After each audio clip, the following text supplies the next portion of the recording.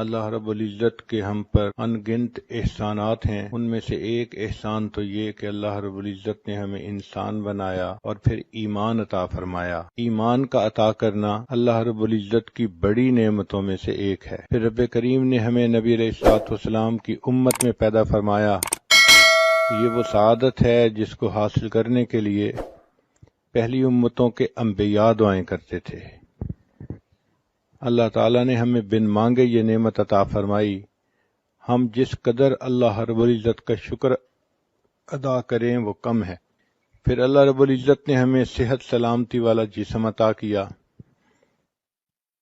وہ بھی لوگ ہوتے ہیں جو ماں کے پیٹ سے جب پیدا ہوتے ہیں تو ان کی بینائی نہیں ہوتی۔ یہ بینائی والی نعمت کتنی قیمتی ہے جو اللہ تعالیٰ نے بن مانگے عطا فرمائی۔ ہمارے ایک حافظ تھے، حفظ مکمل کیا تو وہ ملنے کے لیے آئے، اور جب آئے تو کہنے لگے حضرت آج میں آپ سے ایک دعا کروانے کے لیے آیا ہوں۔ میں نے مسکرا کے کہا کہ حافظ صاحب آپ ماشاءاللہ جوان العمر ہیں، حفظ مکمل ہو گیا، اب آپ چاہتے ہوں گے کہ میری شادی کی دعا کر دیں۔ تو جب میں نے یہ کہا تو حافظ صاحب کی آنکھ سے آنسو آ گئے۔ میں بھی بہت سیریس ہوا۔ میں نے پوچھا حافظ صاحب کیا ہوا؟ کہنے لگے حضرت دعا یہ کروانا چاہتا ہوں کہ جس ہستی کو میں اپنی ماں کہتا ہوں آج تک میں اس کا چہرہ نہیں دیکھ سکا، آپ میرے لیے دعا کر دیں کہ اللہ مجھے ایک مرتبہ بینائی دے دے، میں ماں کا چہرہ تو دیکھ سکوں۔ اس وقت احساس ہوا کہ اے کریم آقا، آپ نے ہمیں جو بینائی والی نعمت عطا فرمائی یہ کتنی قیمتی ہے، اور ہم اس نعمت کو مس یوز کرتے ہیں اور غیر محرم کے اوپر استعمال کرتے ہیں۔ کتنے لوگ ہیں جو ماں کے پیٹ سے پیدا ہوتے ہیں اور وہ بچے بہرے ہوتے ہیں، وہ سن نہیں سکتے، اشاروں میں باتیں کرتے ہیں، اور جو بچہ بچپن سے بہرا ہو عام طور پہ وہ گنگا بھی ہوتا ہے، چونکہ وہ سن نہیں سکتا تو اس کی ویکیبلری نہیں ہوتی، وہ بول بھی نہیں سکتا۔ اللہ رب العزت نے ہمیں سماعت بھی عطا فرمائی، ہم بات سنتے بھی ہیں، بات کرتے بھی ہیں۔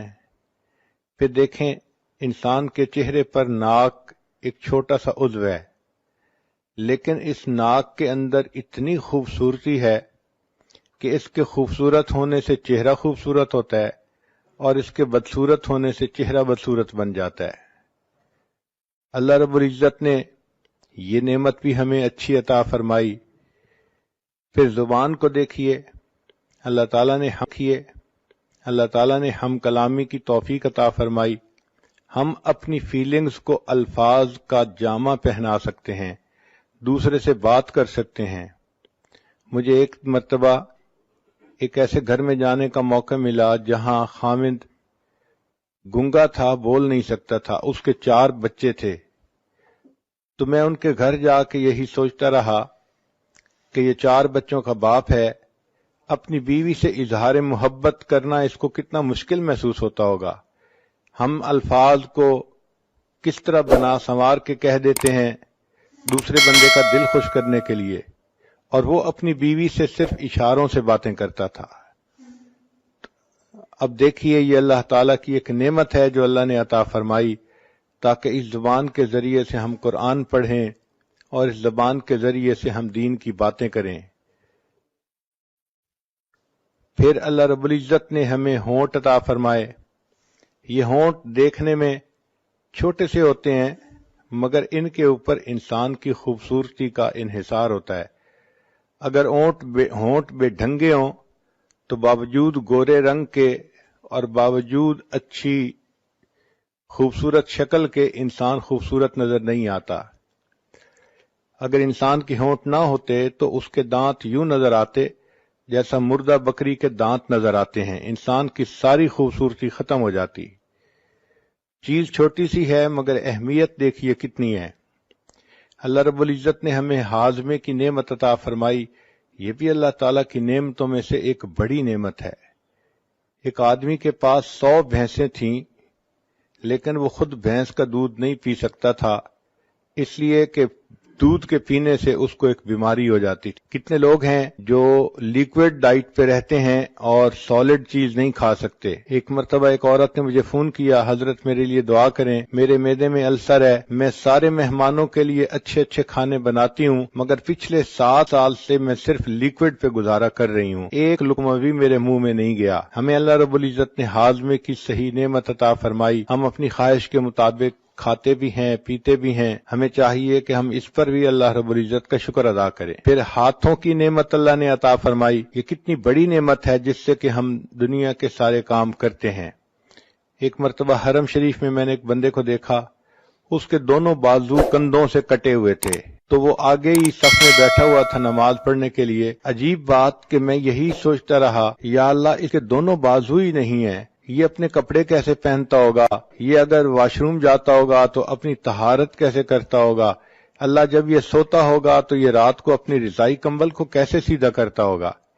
اس کے دونوں ہاتھ نہیں تھے۔ اس دن ایسی عجیب کیفیت ہوئی کہ میں بہت دیر اس بات پہ روتا رہا کہ اللہ آپ نے ہمیں یہ نعمتیں دیں، کاش کہ ان نعمتوں کو ہم آپ کی تعمیل میں استعمال کر سکتے۔ پھر ایسا بھی ہوتا ہے کہ بعض لوگوں کے پاؤں نہیں ہوتے، چنانچہ ایک صاحب کے پاس جوتے نہیں تھے، وہ ظہر کی نماز پڑھ کے جب نکلے تو ننگے پاؤں ان کو دھوپ پہ چلنا پڑا، پاؤں جل رہے تھے اور وہ اپنے دل میں یہ شکوہ کر رہے تھے کہ یا اللہ میں تو تیری نماز پڑھنے کے لیے مسجد میں آیا اور آپ نے مجھے جوتے بھی نہ دیے۔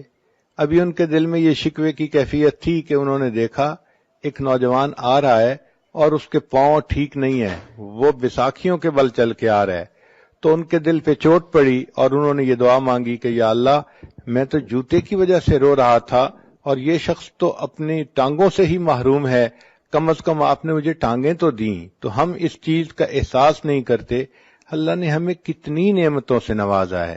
چنانچہ ایک شاکر انسان کو چاہیے کہ اللہ رب العزت کی ان تمام نعمتوں کا شکر ادا کرے، ان اعضاء کو اللہ تعالیٰ کی فرما برداری میں استعمال کرے، شریعت کے مطابق اپنی زندگی بنائے۔